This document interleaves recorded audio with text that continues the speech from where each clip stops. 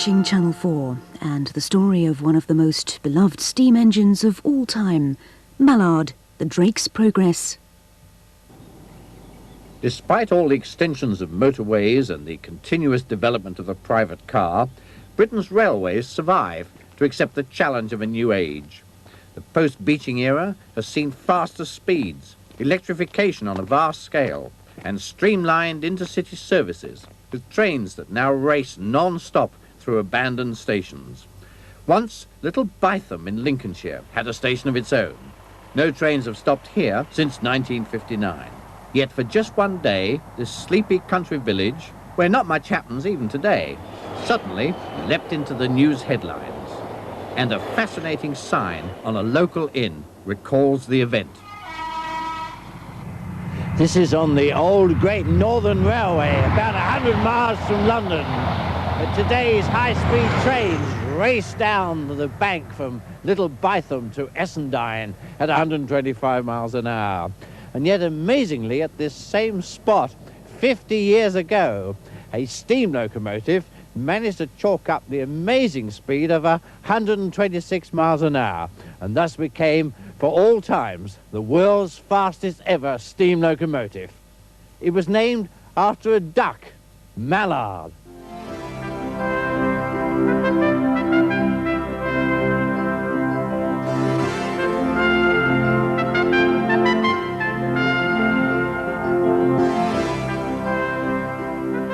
In the 1930s, the railway companies were in fierce competition for customers. And one way to ensure full trains was to create an image of reliability and speed. It was the London and North Eastern Railway who staged special stunts for the newsreels, like this one in 1932, about a race between a de Havilland Pushmoth, a speedboat, and LNER trains. It was filmed at Offord, alongside the River Ouse. History does not record who won. The locomotives that made these high-speed runs were built at Doncaster. It was here that the first engine to reach the officially authenticated speed of 100 miles an hour was built, Flying Scotsman. And it was here that Sir Nigel Gresley became Chief Mechanical Engineer for the LNER in 1923. Now, with the LNER as one of the big four, he launched a program of engine design that captured the attention of the world's locomotive producers. Here at a special open day for his fellow engineers at Doncaster, Sir Nigel Gresley welcomes his guests as they pose for a photograph around one of Gresley's latest Pacific locomotives. In Britain, it became a key part of the race for speed against the rival London, Midland and Scottish Railway, as well as claims from Germany, from France and the United States. Gresley produced at Doncaster a series of experimental designs that paved the way for the future. In 1929 came number 10,000, Hush Hush, or the Flying Sausage, as the railwaymen called it. It was a monster with a high-pressure Yarrow marine boiler. It looked good, but it didn't work. In 1934, Gresley produced another experimental locomotive, Cock of the North, seen here on test at Vitry in France. These locomotives needed accurate testing, and this is the strange vehicle that did it, a dynamometer car, attached behind the locomotive and packed with instruments that recorded exactly what was happening on the footplate. This dynamometer car had been built for the old North Eastern Railway back in 1906. In 1935, Gresley was developing locomotives to make the test car really do its stuff, culminating in the A4 Pacific engine, first built at Doncaster Works to celebrate the Silver Jubilee of King George V and Queen Mary in 1935. In the last few years, the railwaymen have done a lot to make trains more comfortable and speedier than ever. Faster trains and still faster trains has been the cry, until here we have Britain's #1 streamlined train, gigantic, gleaming and graceful. The dignity of this huge engine is in striking contrast to its puffing ancestors, which turned every journey into a very low commotion. Think of the generations of knowledge, skill and experience behind the design and control of the Silver Jubilee, Britain's #1 train. Over the next 2 years, a struggle for speed developed. 114 miles an hour by the LMS in 1937, 124 in Germany the same year. It was now up to the men of the LNER and their colleagues from Westinghouse Brakes. After all, it was no good doing 126 miles an hour if you couldn't stop. I had been appointed in 1937 by Sir Nigel Gresley himself. He would always listen to what anybody had to say, and he was not above making use of anybody else's ideas or arrangement if it was suitable. Each Monday morning I had to go and see Sir Nigel Gresley and tell him what had gone on. And when he wanted to put on a sort of quizzical expression, he lit his pipe and sort of turned to you with a half smile, and he said, when are you going for your next trials? So I said, well, 3rd of July, sir. He said, do you think we could go faster than the LM? So, of course, that led to a discussion as to what sort of train we were going to have and everything else. And, of course, we decided ultimately that we would have 6 cars of the Coronation instead of 8, plus the dynamometer car to record accurately the speeds and everything else. And as the Westinghouse people were involved, of course they'd been on all the brake trials, and it was decided that we would not tell the Westinghouse people that we were doing a brake trial with a reduced train and that we were going to try and beat the speed record. She was put in the depot with the train already on Saturday night or something like that, and then we walked across the main lines, which would never be allowed now, to pick up the train in the depot. 5 o'clock in the morning. From Paddington to King's Cross I had to walk. There wasn't a taxi to be found or a bus. We did about 3 stops going up to Grantham, and then we were going to do about 3 or 4 stops coming back. And of course that was all kiboshed. And so the special train was quietly assembled and recorded only by the Kodak brownies of the men themselves who were taking part in this experiment. Even now, some of the men, including those in the dynamometer car, were unaware that a world record was at stake. We started off, and the Westinghouse, of course, got very suspicious, and they said, what's all this about? So, of course, in the end, we had to tell them. Driver Joe Duddington takes up the story. With my lovely blue streamlined engine Mallard, we drew away from Grantham. I accelerated up the bank to Stoke Summit and past Stoke Box at 85. Once over the top, I gave Mallard her head, and she just jumped to it like a live thing. Then, 108, 109, 110. Go on, old girl, I thought, we can do better than this. So I nursed her and shot through a little bathroom at 123. And in the next 1¼ miles, the needle crept up further, 123½, 124, 125. And then for a quarter of a mile, while they tell me the folks in the car held their breaths, 126 miles per hour. 126, that was the fastest speed a steam locomotive had ever been driven in the world. They had done it. The world's fastest ever steam locomotive. But there was a price to pay, for the big end on the front of the 3-cylinder engine had failed, and the train had to be stopped at Peterborough. Here the men posed for photographs on each other's cameras. The newsreel cameramen were waiting at King's Cross to greet the conquering hero. It never got there. So these amateur photos are all that was recorded on that great day. But when the dynamometer readings had been verified, the LNER released the story to press and newspapers throughout the world. Originally, it was 125 miles an hour, but a detailed examination later on led to a correction. When all the fuss was over, Mallard went back to work as part of the LNER day-to-day operations. Built as one of a second batch of A4 Pacifics in 1938, she joined Golden Eagle, Bittern, Kestrel, Kingfisher, and all the other birds. But then came the Second World War, and all the days of glory faded away. Mallard was even reduced to hauling goods trains in wartime. The end of the Second World War found Mallard back as part of a team of steam engines pulling trains to Scotland on a daily basis, but now only for a short while. The LNER had gone, and it was British Railways, dedicated to a policy of diesel and electric trains. Mallard sported a weird new number, but was still around, often hauling special trains as post-war enthusiasts rediscovered her claim to fame. However, the days of steam really were over. It was time for even a champion like Mallard to retire gracefully. Having travelled 1,426,000 miles, she was withdrawn from service in 1963. In 1975, she was towed behind a diesel to York, put on display at the then new National Railway Museum. From the world's oldest engines like Rocket to the world's fastest, here's where the old engines of the past come to rest, in the vast shed that forms the central part of the National Railway Museum, with its unique collection of relics of the past.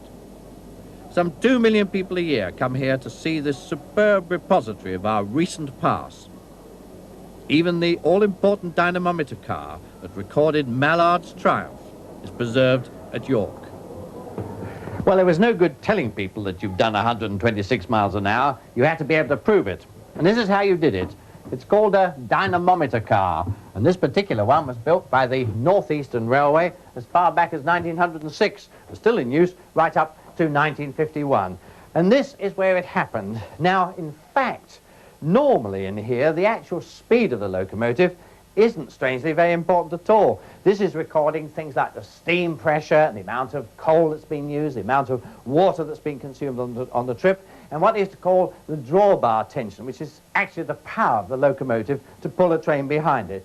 But on that magic day in July, this piece of paper was racing through this gadget. These little magic fountain pens were pounding away, and it was on this machine that finally up came a series of little dots and scratches, which meant that that speed had been achieved. And there it was on the record.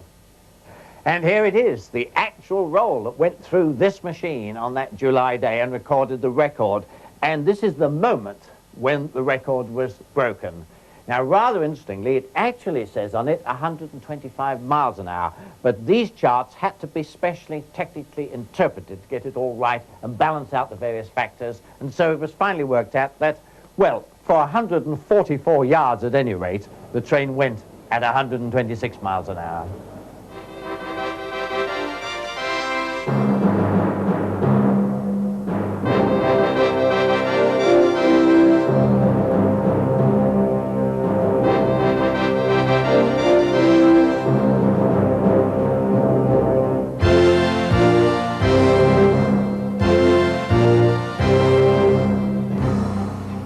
Ever a locomotive knew it was the star of the show, it must surely be Mallard.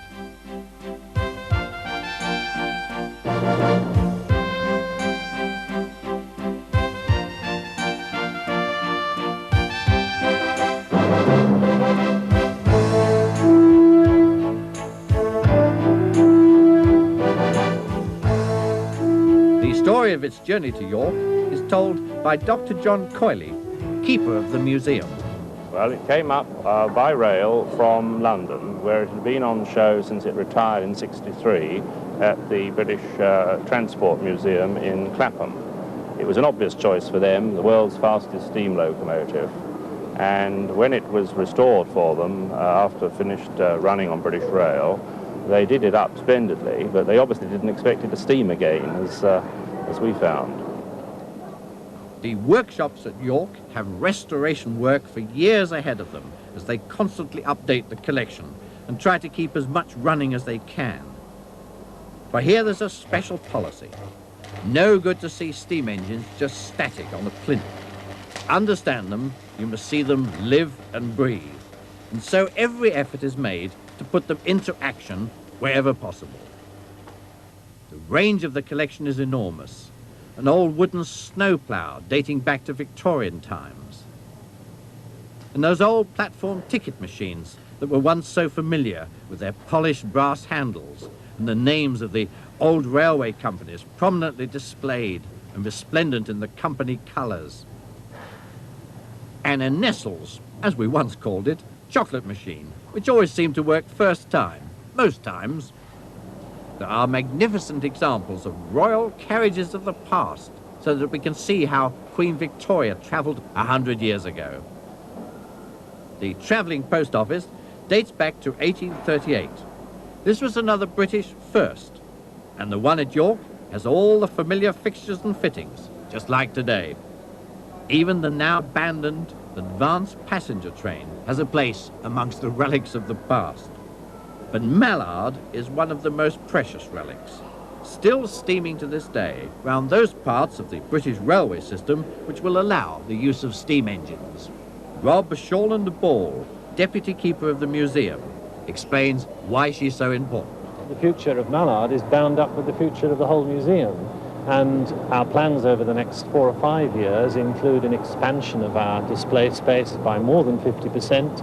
We shall be creating new and exciting interactive hands-on type displays in the Peter Allen building over the road from here, building a new introductory gallery which we think is very important, which will act as a sort of menu for visitors so that those who know little about railways will have a series of choices to follow through the introductory gallery and into the main displays. This sort of enthusiasm has had its own rewards at York. When it was opened in September 1975, they estimated that they might get 250,000 visitors in the first year. In fact, they got to 2 million. Since Mallard first got back into steam, the famous Flying Duck has made a series of outings, and each time the same ritual of starting up the engine must be gone through. It also provides a picture of the deputy keeper shoveling coal. On a modern diesel or electric train, you climb into the cab, push a button, and away you go. It takes a minimum of about 4 hours to get a steam engine ready from cold. If you extend the time to 12 hours, so much the better. If you heat it up too quickly, the various metal parts expand at different rates. And before long, you get leaks and distortions of the metal surfaces. So you must warm it up gently, letting the whole engine expand slowly as the heat spreads from the furnace through the tubes of the boiler and on into the cylinders and valves.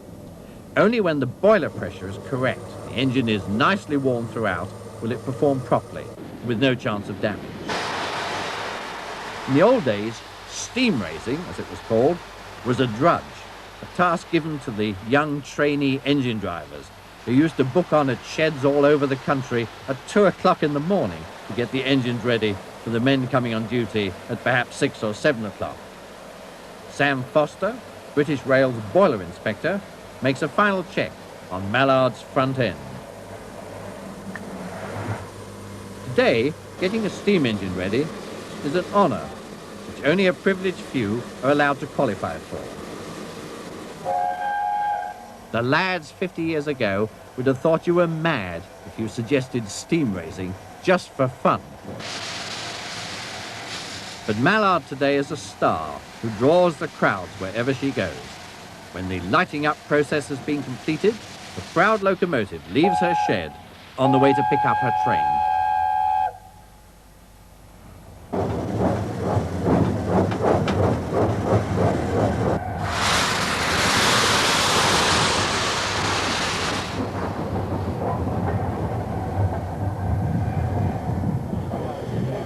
Today's trip is from Leeds to Scarborough.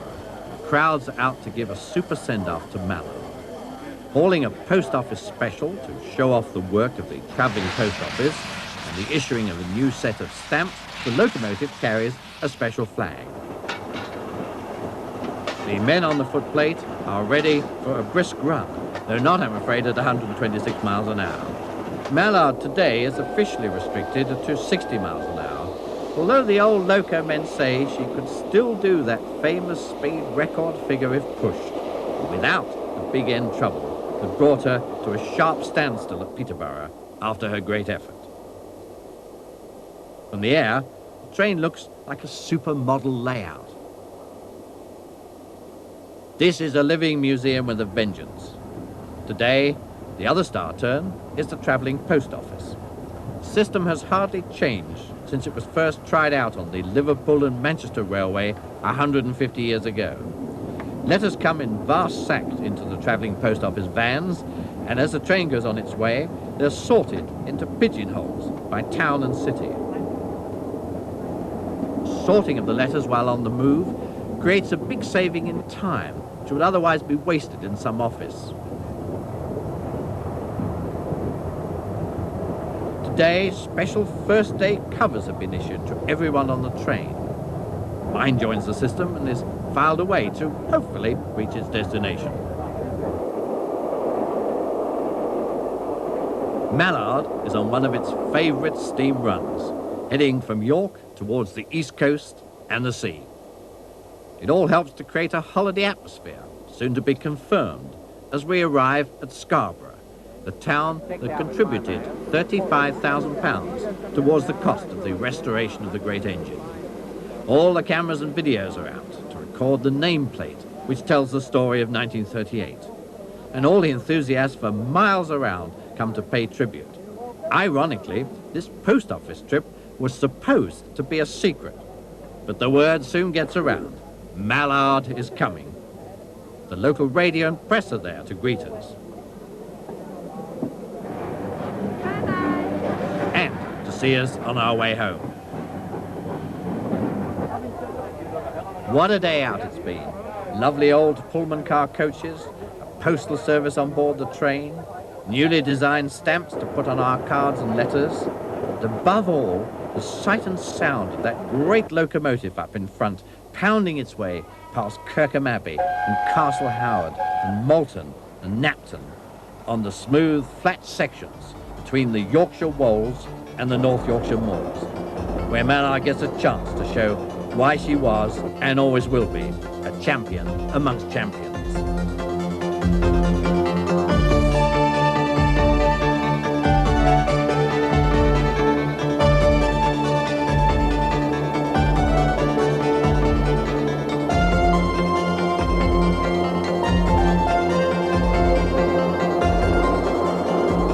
Everyone seems to join in. The endless line of photographers at every vantage point. The startled sheep and cattle who've seen and heard 1,000 diesels, but dash away in horror at the strange apparition of a steam engine. The railwaymen reminiscing about the good old days. The young enthusiast to whom the sight and sound of steam is still a novel experience. 108, 109. 110, and before I knew it, the needle was at 116. Go on, old girl, I thought, we can do better than this. So I nursed her and shot through it at Batham at 123. And in the next 1¼ miles, the needle crept up further, 123 and a half, 124, 125, and then for 1/4 mile, 126 miles per hour. 126, that was the fastest speed of steam locomotive had ever been driven in the world.